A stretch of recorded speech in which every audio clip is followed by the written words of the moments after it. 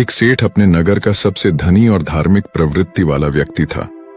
सेठ के पास अधिक धन संपत्ति थी, किसी चीज की कोई कमी नहीं थी।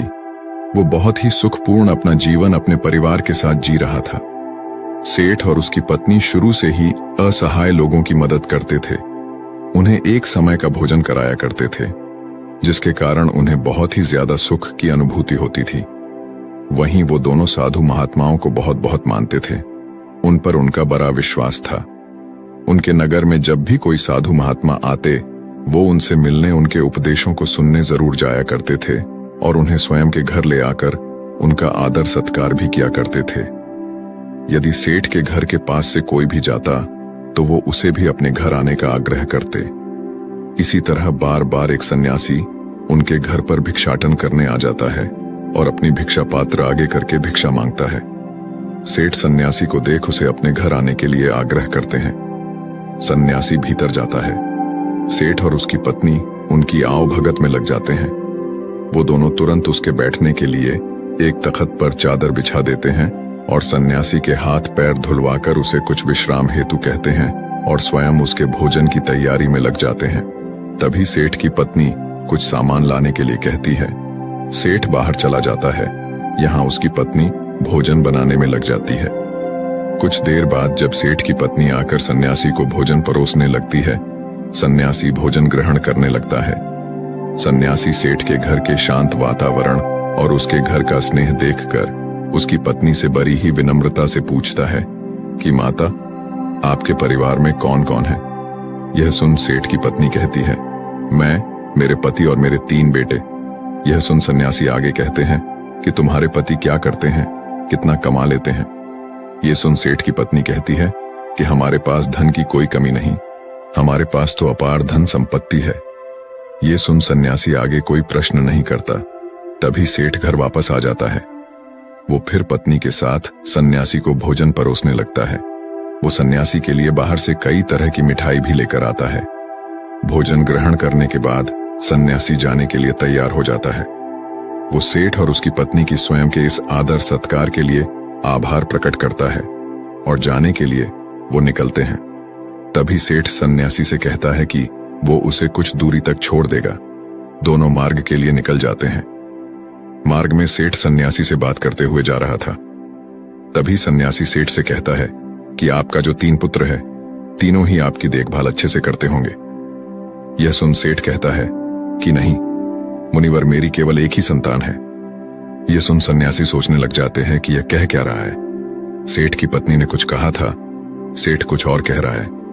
फिर सन्यासी सेठ से कहता है कि आपके पास तो धन इतना है, आप इतने धनी हैं, सुख से होंगे। सन्यासी जानकर सेठ का उत्तर जानने के लिए यह बात करता है। तभी सेठ उत्तर देता है कि नहीं, मैं कोई धनी नहीं हूं, मैं तो केवल 20,000 रुपए का ही मालिक हूं। यह सुन सन्यासी को अब लगता है कि शायद सेठ या फिर उसकी पत्नी कोई एक तो उससे झूठ कह रहा है। फिर सन्यासी सेठ से पूछता है कि आपकी आयु क्या है? सेठ कहता है कि मैं 50 वर्ष का हूं। यह सुन सन्यासी को लगता है यह तो सेठ एक वृद्ध है, इसकी आयु तो 70 से कम नहीं लगता है। लेकिन ये हर बार गलत उत्तर क्यों दे रहे हैं, झूठ क्यों बोल रहे हैं? यही सोच सन्यासी अब सेठ से कहता है कि आप इतने धार्मिक होकर भी झूठ बोलते हैं, असत्य का सहारा लेते हैं, आपको देखकर ऐसा लगता तो नहीं? ये सुन सेठ हैरानी से कहता है कि क्षमा करें मुनिवर, लेकिन मैंने आपसे क्या झूठ बोला है? मैंने तो आपसे ऐसा कुछ भी नहीं कहा। ये सुन सन्यासी कहता है कि जो कुछ भी मैंने आपसे पूछा वही प्रश्न मैंने आपकी पत्नी से भी किए, लेकिन दोनों के उत्तर अलग अलग क्यों हैं? ये सुन सेठ कहता है कि कैसा प्रश्न मुनिवर? तब सन्यासी कहता है कि मैंने आपकी पत्नी से पूछा था कि आपके घर में कौन कौन है, तो उन्होंने कहा कि आप दोनों के अलावा आपके 3 पुत्र हैं, लेकिन आप कहते हैं कि आपकी केवल एक ही पुत्र है। जब मैंने आपसे धन के बारे में पूछा कि कितना है, तो आपकी पत्नी ने बताया कि आपके पास बहुत धन है, आप इस नगर के सबसे धनी लोगों में से एक है, और आप कहते हैं कि आप बस 20,000 रुपए के ही मालिक हैं। अभी मैं जब आपकी आयु पूछी तो आप 50 वर्ष बता रहे हैं, जबकि देखने में आप 70 से अधिक के लगते हैं, यानी आपने झूठ कहा। ये सुन सेठ बड़े ही विनम्र स्वर में कहता है कि क्षमा करें मुनिवर, लेकिन झूठ बोलना पाप है, तो भला मैं आपसे झूठ क्यों बोलूंगा? और वो भी आप जैसे महात्मा से जिन्हें मैं इतना मानता हूं। न तो मैंने कोई आपसे झूठ कहा, ना ही मेरी पत्नी ने। हमने तो बस सत्य बताया है। यह सुन सन्यासी कहता है, लेकिन आप दोनों के सत्य अलग अलग क्यों हैं? ये सुन सेठ कहता है कि यह सत्य है कि मेरे 3 पुत्र हैं, लेकिन जो मेरी आज्ञा का पालन करता है वो केवल मेरा एक ही पुत्र है। बाकी दोनों को अपने माता पिता से कोई मतलब नहीं है। जो कुसंग में रहता है वो मेरा अपना कैसे? इसलिए मेरे लिए मेरी एक ही संतान है। आपके दूसरे प्रश्न के अनुसार रही धन की बात, तो मुनिवर, मेरे लिए मेरा वही धन अपना है जो मैं स्वयं के जीवन में उपयोग करता हूं, और वो इतना ही है जितना मैंने बताया। बाकी सब जो है वो मेरा नहीं है। उसमें से कुछ मैं असहाय लोगों की, जरूरतमंदों की मैं मदद कर देता हूं, तो कुछ मेरी इस देह को त्यागने के बाद मेरे सभी सगे संबंधी ले जाएंगे, तो उस पर मेरा कैसा अधिकार? अब बात करें अंतिम प्रश्न की, तो मैं अपने 50 वर्षों की आयु तक महात्माओं की शरण में जाकर शिक्षा लेना, जीवन के सही मूल्य को समझना सीखा है, उनकी सेवा की है, और उस पर ही मैं इस संघ से जुड़ गया हूं। यही कारण है कि मैंने आपको अपनी आयु ये बताई है। अब आप ही बताइए, क्या इसमें मैंने कुछ झूठ कहा? ये सुन सन्यासी को अब सेठ की पूरी बात समझ आ जाती है, और वो कहते हैं कि क्षमा करें, मुझे पहले आपके विषय में जान लेना चाहिए था, स्वयं के भीतर आपकी झूठी छवि बनाने से पहले। और तब सन्यासी सेठ की बात का मान रखते हुए आगे बढ़ जाता है, और सेठ पुनः अपने घर लौट जाता है। अतः किसी के प्रति अपना नजरिया बनाने से पहले, प्रतिक्रिया देने से पहले सामने वाले की बातों को भी पूरा सुन लेना चाहिए। एक बार व्यक्ति किसी महात्मा के आश्रम में बैठ उनके उपदेशों को सुन रहा था। तभी वो महात्मा से कहता है कि मुनिवर, आप सभी संत महात्मा हमें चिंता से जुड़े कई उपदेश देते हैं। क्या आप हमें कोई ऐसा हथियार नहीं बता सकते जिसके द्वारा हम चिंता को स्वयं के जीवन से निकालकर फेंक ही दे? चिंता में ऐसा क्या है जो व्यक्ति को बर्बाद कर देती है? क्योंकि एक तनावरस व्यक्ति इतना परेशान हो जाता है कि सब कुछ वो गवा देता है। ऐसा आखिर क्यों होता है? उस व्यक्ति की बात सुन महात्मा कहते हैं कि चिंता एक ऐसी मानसिक समस्या है जो यदि व्यक्ति को पकड़ ले तो उसे डुबो देती है।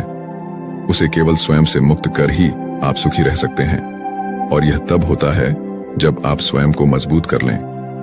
आपको केवल बस ये समझना है कि स्थिति चाहे कैसी भी हो, हमें उस समय तनाव में नहीं आना है, घबराना नहीं है, बल्कि स्वयं को भीतर से मजबूत रखना है। यदि आपने अपने भीतर हौसला रखा है तो कोई चिंता आपका कुछ नहीं बिगाड़ सकती। ये सुन व्यक्ति कहता है कि किंतु ऐसा होता है क्यों? क्यों एक छोटी सी चिंता भी हमारे मुख्य की हंसी को छीन लेती है? ये सुन महात्मा कहते हैं कि आपको एक छोटी सी कहानी सुनाता हूं, ध्यान से एकाग्र होकर सुनना। एक बार पिता ने अपने पुत्र को काफी परेशान और निराश देखा। वो प्रतिदिन उसे यूं देखते, वो उसे देख समझ गए थे कि कोई बात अवश्य है जो उसके पुत्र को भीतर से ऐसी परेशान किए हुए हैं। पिता ने कई बार पुत्र से यह पूछना चाहा कि वो किस चिंता में है, लेकिन पुत्र हर बार ये दिखाता कि कुछ नहीं हुआ और वो वहां से चला जाता।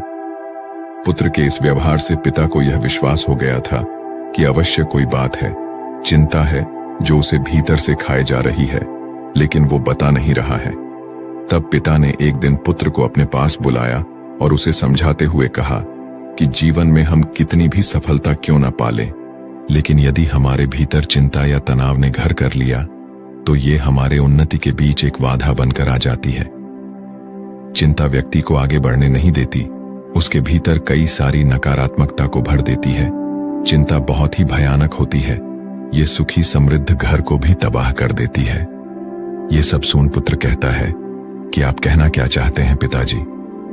मैं समझ नहीं पा रहा हूं। तब पिता पुत्र को लेकर एक जंगल की तरफ चले जाते हैं और वहां पहुंचकर अपने पुत्र से कहते हैं, ये पेड़ जो तुम देख रहे हो ये कई वर्ष पुराना है। ये मेरे पिता के पिता यानी कि 3 पीढ़ी से भी ज्यादा पुराना पेड़ है और आज भी बाहर से उतना ही मजबूत है जितना पहले था। चाहे कितनी भी आंधी तूफान वर्षा क्यों ना आ जाए, इस वृक्ष को हिला तक नहीं पाई है। यही नहीं, इस पर न जाने आज तक कितने पैर भी टूटकर गिर गए हैं, बिजली गिर गई है, लेकिन ये पैर फिर भी नहीं गिरा, वहीं पर खड़ा है पूरी मजबूती के साथ। यह सब सुन पुत्र पिता से कहता है कि लेकिन यह सब आप मुझसे क्यों कह रहे हैं। तब पिता आगे उससे कहते हैं कि यहां मेरे साथ पीछे की तरफ आओ, कुछ दिखाता हूं। ये सुन पुत्र पिता के साथ उस पैर के पीछे जाता है और कहता है कि ये पैर के पीछे दिमक देख रहे हो। पुत्र कहता है कि हां। पिता कहते हैं कि इसी दिमक ने भीतर से इसकी छालों को पूरी तरह कुतर दिया है और बाहर की तरफ पूरी तरह ये खराब हो गया है। यह सब सुन पुत्र अब की बार भड़क जाता है और कहता है, लेकिन आप कहना क्या चाहते हैं? मुझे ये सब क्यों बता रहे हैं? भला मैं इन पैरों के बारे में जानकर क्या करूंगा? पुत्र को यूं क्रोध में देख पिता कहते हैं कि शांत हो जाओ, तुम्हें सही तरह से बात समझाने के लिए मैं ये सब कह रहा हूं। यह सुन पुत्र कहता है, लेकिन आप समझाना क्या चाहते हैं और क्यों? तब पिता कहता है कि जिस प्रकार ये पैर किसी भी आंधी, तूफान, बारिश या फिर बिजली के गिरने पर भी नहीं गिरा, लेकिन एक दीमक ने इसे कमजोर कर दिया और इतने वर्षों से खड़े इस पैर को आज गिरने के लिए मजबूर कर दिया, उसी प्रकार व्यक्ति के भीतर बैठी चिंता उसके पतन का, तबाही का कारण बन जाती है। आप चाहे कितनी भी मेहनत क्यों ना कर रहे हो, उन्नति क्यों ना कर रहे हो, लेकिन यदि आपके भीतर किसी बात की चिंता है और वो बाहर नहीं जा रहा, तो वो इस दीमक के समान आपको अंदर से कमजोर कर देगी और आपकी उन्नति वहीं रुक जाएगी। एक चिंता आपसे सब कुछ छीन लेगी, इसलिए स्वयं को कभी इतना तनाव में मत लाओ कि आप स्वयं के आगे ही कमजोर पड़ जाओ। पिता की ये सब बात सुन पुत्र कहता है, लेकिन ये सब जानकर कोई थोड़ी करता है, परिस्थिति ऐसी हो जाती है। तब पिता आगे कहते हैं कि परिस्थिति चाहे कैसी भी हो, चिंता करने से, तनाव में आने से क्या वो सही हो जाएगी? नहीं, चिंता करना, परेशान हो जाना किसी भी समस्या का हल बिल्कुल नहीं है। जब आपको कोई मार्ग न दिखे तो कुछ समय के लिए शांत होकर एक जगह बैठ जाओ, खुद को समय दो और फिर सोचो कि किस तरह इस कठिन समय से निकला जा सकता है। कोई भी समस्या इतनी भी बड़ी नहीं हो कि उसका हल ना हो। हर समस्या अपने साथ हल लेकर आती है। तुम्हारी समस्या का भी होगा, बस जरूरत है तो कठिन समय में स्वयं को साहसी बनाने की। पिता की इस बात को सुन पुत्र को उनकी हर बात का सही अर्थ समझ आ जाता है कि वो उसे कहना क्या चाह रहे हैं।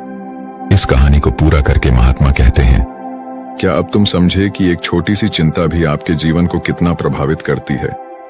यह सुन व्यक्ति कहता है कि जी मुनिवर। तभी फिर महात्मा आगे कहते हैं कि चिंता, दुख, तनाव सब हमें कमजोर करते हैं। हमें इन्हें स्वयं के जीवन से पूरी तरह त्याग देना चाहिए और जो ऐसा कर लेते हैं वो स्वयं जीवन में सदैव खुश रहते हैं। जीवन में परिस्थिति चाहे कोई भी हो, समय कभी एक सा नहीं होता, हमेशा बदलता है।